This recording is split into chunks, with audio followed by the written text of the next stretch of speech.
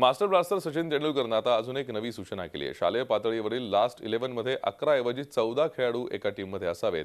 या सूचनेनंतर सचिननं भारतीय टेस्ट टीमला परदेशातील वातावरणात खेळण्याचं आव्हान पेलण्यासाठी एक नवी सूचना केली आहे। काय नक्की त्याने सूचना केली आहे पाहूया। सचिन तेंडुलकरनं काही सूचना केली तर ती दुर्लक्षित करून चालणार नाही, अथवा त्यांच्या सूचनांची क्रिकेट जगतात प्रतिक्रिया उमटल्याशिवाय राहत नाही। परदेशी भूमीवर जर भारतीय टीमची कामगिरी उंचवावी असं वाटत असेल तर रणजी स्पर्धांमधील लढती या 2 पिचेसवर खेळवण्यात याव्यात असं सचिननं म्हटलंय। याखेरीज रणजीमधील लढती या तटस्थ ठिकाणी आयोजित करण्यात याव्यात।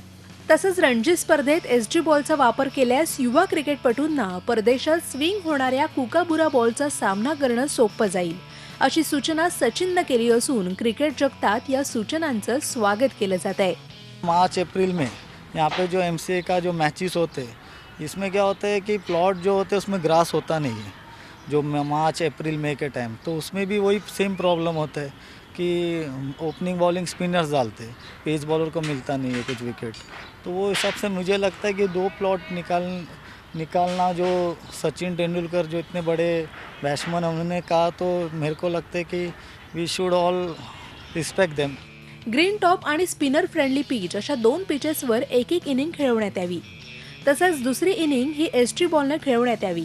यामुळे बॅट्समनला दर्जेदार फिरकी बॉल विरुद्ध खेळण्याची संधी मिळेल। सचिनच्या या सूचना नक्कीच फायदेशीर ठरतील।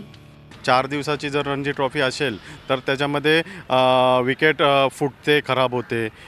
तिसऱ्या चौथ्या दिवशी तुम्ही बघता आता टेस्ट मॅचला तिसऱ्या चौथ्या दिवशी विकेट खराब होते। तर प्रत्येक इनिंगला जर वेगळी विकेट मिळाली तर बॉलरना पण सेम चान्स मिळेल आणि बॉलिंग टाकायचा, आणि बॅट्समनचं जर कॅलिबर असेल तर तो ते अटॅक खेळू शकेल आणि त्याचा फायदा पुढे आपल्या मुंबईला किंवा इंडियाला होईल। मास्टर ब्लास्टर सचिन तेंडुलकरच्या या सूचनांची बीसीसीआयनं लवकरात लवकर अंमलबजावणी केल्यास त्याचा भारतीय क्रिकेट टीमला फायदाच होणार आहे। मेघा कुशिक, झी मीडिया, मुंबई। झी 24 तास रहा एक पाऊल पुढे।